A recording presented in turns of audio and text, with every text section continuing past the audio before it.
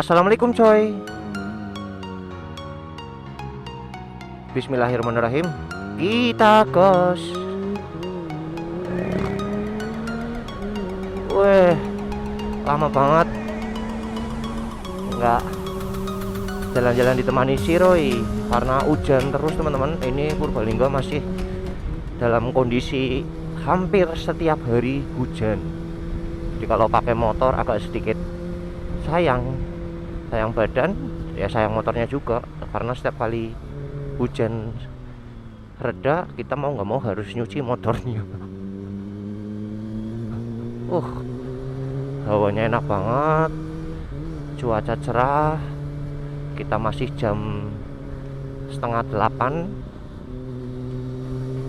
dan kita masih menikmati hidup, menikmati perjalanan menuju ke Purwokerto karena aku akan ada kuliah.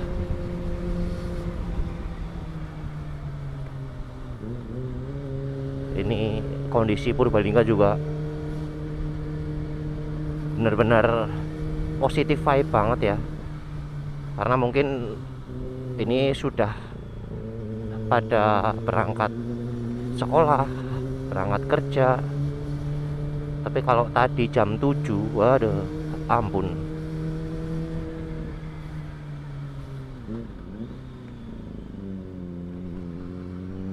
Kita lewat gor cuy.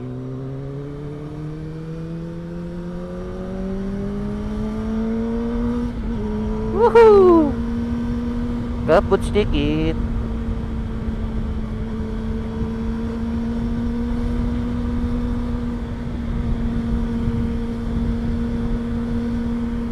Oh, masya Allah, gunungnya bagus banget cuy.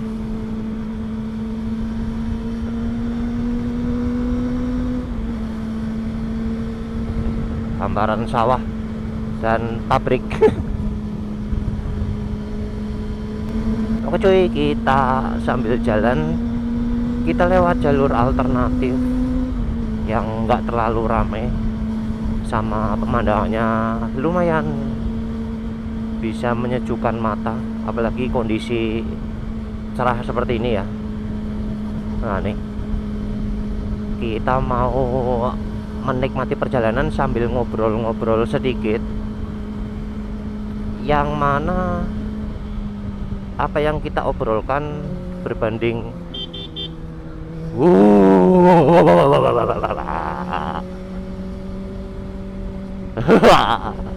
coba kalau nggak diklakson cuy.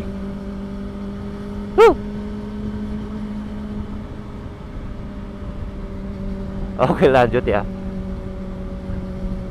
Kita akan sharing terkait hal-hal yang mungkin sedang viral, yang menyangkut negara kita.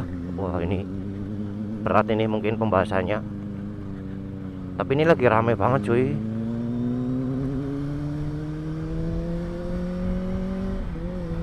Kemarin-kemarin itu ada unjuk rasa ya, atau demonstrasi yang dilakukan oleh sebagian mahasiswa. Aku nggak tahu sebagian besar atau sebagian kecil, sebagian mahasiswa, yang lainnya nggak tahu siapa atau apapun itu. Tapi yang jelas mereka mengorasikan tentang keadaan Indonesia yang memang versi mereka itu adalah Indonesia gelap. Dan di sini mungkin disclaimer dulu, aku posisinya di tengah-tengah terkait dengan Indonesia gelap. Aku pribadi juga nggak sepenuhnya setuju dan juga tidak sepenuhnya menolak, karena apapun itu endingnya adalah kita pengen Indonesia menjadi lebih baik, menjadi lebih berkualitas, menjadi lebih maju, entah itu infrastruktur, entah itu kondisi sosial, ekonomi, dan politik, dan yang paling utama adalah maju dalam sumber daya manusianya. Karena aku yakin teman-teman yang mengorasikan Indonesia gelap juga endingnya kepengin Indonesia itu menjadi lebih cerah dan dilihat oleh semua negara. Nah, tinggal kita lihat dulu apa sih yang membuat Indonesia ini dirasa gelap.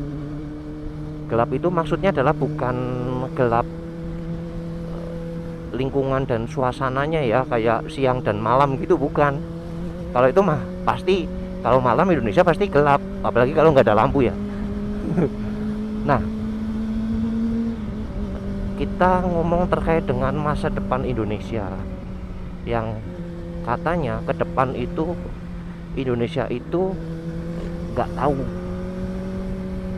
mau kemana arahnya. Hal itu mungkin didasari dengan berbagai macam kasus, dan mungkin sebagian kecil aku sharing juga ya, terkait dengan korupsi, terkait dengan penyuapan, baik mungkin secara personal maupun secara institusi dan instansi. Dan videonya itu beberapa aku share juga di video sebelum-sebelumnya ya, terkait dengan instansi kepolisian, terus Pertamina yang aduh kacau, dan itu masih banyak lagi. Itulah yang membuat sebagian mahasiswa atau masyarakat ya itu menyuarakan Indonesia gelap. Apakah itu salah? Kalau menurutku tidak sepenuhnya salah, karena tadi awalnya adalah menjadikan Indonesia menjadi lebih baik. Nah, tinggal apa yang menjadi prioritas. Misal katakanlah, apapun yang terjadi, mau tidak mau, suka tidak suka, kita sekarang ada di kepemerintahan yang baru, di mana Pak Presiden Prabowo dan Wakil Presiden Mas Gibran itu yang menjalankan dengan berbagai macam kebijakan yang ada. Ya, salah satunya mungkin kebijakan makan gratis. Nah, ada beberapa yang berpikir bahwa kebijakan-kebijakan yang dilakukan oleh pemerintah sekarang itu kurang sesuai. Apalagi dengan adanya ini yang, kalau setauku ya teman-teman ya, yang apa ya, yang sering digaungkan atau sering disampaikan pada saat orasi adalah efisiensi anggaran. Yang namanya efisiensi itu kan menghemat anggaran, entah itu anggaran dari pusat sampai ke titik anggaran daerah. Apakah itu jelek? Sama sekali tidak. Dan apakah kalau semisal secara personal aku setuju? Ya, aku setuju. Makanya di awal aku menanyakan ini sama teman-teman yang memprioritaskan efisiensi anggaran. Itu dasarnya apa? Apakah yang pusat itu tidak terdeteksi? Karena ngomongnya kayak gitu ya, pusat itu tidak ada efisiensi, malah yang di bawah-bawah. Nah, ini untuk mahasiswa ya, karena aku dosen teman-teman. Itu esensinya teman-teman sebagai mahasiswa itu apa? Ngomong efisiensi anggaran tidak sesuai, itu yang harus dititik beratkan. Karena apapun itu, efisiensi anggaran itu berdampak baik apabila sesuai dengan ketentuan. Misal anggaran yang harusnya misal nih 1 triliun, terus setelah pemerintah melihat banyak anggaran-anggaran yang dikeluarkan itu tidak sesuai atau terlalu berlebihan, kayak perjalanan dinas lah, pelatihan lah, yang terlalu berlebihan ya, terus bikin sistem yang aduh, sistem kayak ketok regane ratusan bahkan miliaran, itu ratusan juta ya maksudnya ya bukan ratusan perak, karena ada sih tapi harganya ratusan bahkan ada yang sampai miliaran cuy, dimana mungkin bisa diefisiensikan. Dan itu sangat dekat dengan fraud atau kecurangan secara sengaja, entah itu korupsi, entah itu penggelapan, penipuan, dan lain-lain, dengan anggaran yang besar yang harusnya tidak sampai seperti itu. Misal katakanlah kayak tadi 1 triliun anggaran untuk daerah provinsi, tapi yang dipakai cuma setengahnya, 50%. Terus di markup, di mahal-mahalin, terus kasih proker atau program kerja yang memang tidak bermanfaat. Itu aku yakin lah, bahkan teman-teman mahasiswa yang ikut organisasi pun itu paham. Kenapa sih efisiensi anggaran itu sampai di demo ini? Jujur aku yang belum habis pikir loh, karena yang katanya alasannya adalah yang dipotong atau yang disunat hanya di daerah-daerah. Ya mau daerah mau pusat itu pasti akan kebagian semuanya. Dari daerah itu awalnya itu kan dari pusat, teman-teman. Jadi yang jujur aku kurang terlalu setuju mahasiswa demo memprioritaskan efisiensi anggaran. Terus maunya gimana? Anggarannya diperbanyak. Nah, daripada anggarannya diperbanyak yang tidak berguna sehingga menimbulkan benih-benih korupsi, mendingan disunat aja anggarannya, terus diarahkan atau dialokasikan ke yang memang membutuhkan. Subsidi BBM lah, pengurangan pajak lah, apapun itu. Kecuali kalau ada alasan lain, monggo teman-teman mungkin bisa diskusi ya di sini, karena ini sifatnya diskusi. Terus mungkin banyak banget ya yang bisa kita bahas sebenarnya tentang Indonesia gelap. Tapi yang aku menitik beratkan adalah efisiensi anggaran itu, teman-teman. Kalau yang lainnya, misal nih yang makan siang gratis, ini aku antara setuju dan tidak setuju. Karena ya mohon maaf ya, mungkin kan itu sifatnya adalah temporari ya, kalau makan siang gratis ya. Jadi ini kalau versiku ya, mohon maaf ya, itu kita itu ngasih ikan, bukan ngasih kail untuk memancing. Itu sih.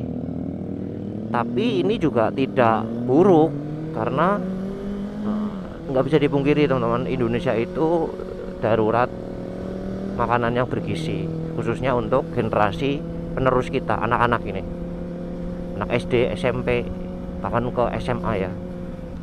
Mungkin kalau misal di kota-kota gede ya, di Pulau Jawa mungkin oke lah. Mungkin kalau misal di pulau lain atau di Kalimantan, tapi yang di kota gede oke. Tapi kalau yang di pelosok, teman-teman, itu ya nggak bisa dipungkiri itu berguna banget. Walaupun mungkin ada beberapa yang akhirnya makan siangnya dibungkus terus dikasih orang tua. Nah itu tinggal gimana yang ngurusin teknisnya ya di setiap daerah, entah itu di sekolah atau apapun itu amanah, jelas, tegas penggunanya untuk apa, dan jangan dikorupsi. Nah itu yang kacau kan, itu malah dikorupsi. Memang apapun itu tetap endingnya adalah SDM-nya sih cuy. Dan kalau kita lihat di belakangan ini, nggak bisa dipungkiri pemerintah itu lagi gencar-gencarnya untuk nangkepin para koruptor di Indonesia. Bukan suatu hal yang buruk ya, tiba-tiba Pertamina duar, terus sekarang yang lagi in apapun itu ya, banyak banget ya, yang minyak goreng, waduh der lagi. Itu apakah buruk? Kalau menurutku enggak, karena ya itu kita sedang berbenah. Bayangkan bertahun-tahun cuy, mereka dengan happy-nya bahkan sampai bikin grup orang-orang senang. Itu kan anjay bangke, ya kan, gimana nggak emosi coba. Dan di pemerintahan sekarang benar-benar dihabisin semuanya, dan itu apakah sesuatu hal yang buruk? Tidak. Nah, tinggal ini yang mungkin ya aku mungkin bisa sampaikan, Indonesia gelap itu bisa menjadi terang apabila SDM yang dikiranya menjadi benalu, toksik, harus dibinasakan, ya binasakan. Salah satunya apa? Yaitu penangkapan para koruptor yang mencuri uang rakyat triliunan. Dengan cara apa? Punishmentnya menurutku itu masih kurang. Yang pertama, kita ada yang namanya rancangan undang-undang perampasan aset ya. Dan ini yang mau digodok adalah rancangan undang-undang pidana mati untuk koruptor. Itu yang apabila Indonesia ingin cerah, dari SDM-nya dulu deh, itu diberesin dulu, efek jera. Perampasan aset itu masih rancangan, pidana mati koruptor itu akan menjadi rancangan dan belum menjadi undang-undang apabila belum disahkan oleh siapa? Dewan Perwakilan Rakyat atau yang mewakili kita. Mungkin teman-teman, kalau aku ya, kalau kepengen demo, aku ikut demo mau. Tapi kalau semisal benar-benar terfokus dari rancangan undang-undang yang memang membuat Indonesia akan menjadi lebih cerah lagi, itu terwujud atau menjadi undang-undang, itu yang wah, insya Allah akan membuat Indonesia menjadi lebih baik. Akhirnya sampai juga. Ini kita ngobrolnya sambil santai ya teman-teman ya. Kalau mau diskusi silahkan tulis di kolom komentar. Dan kalau belum subscribe silahkan subscribe dulu. Mungkin seperti itu dulu sharing-sharing kita. Terima kasih dan tetap sehat untuk kita semuanya. Saya akhiri, wabillahi taufiq wal hidayah. Wassalamualaikum warahmatullahi wabarakatuh. Ciao.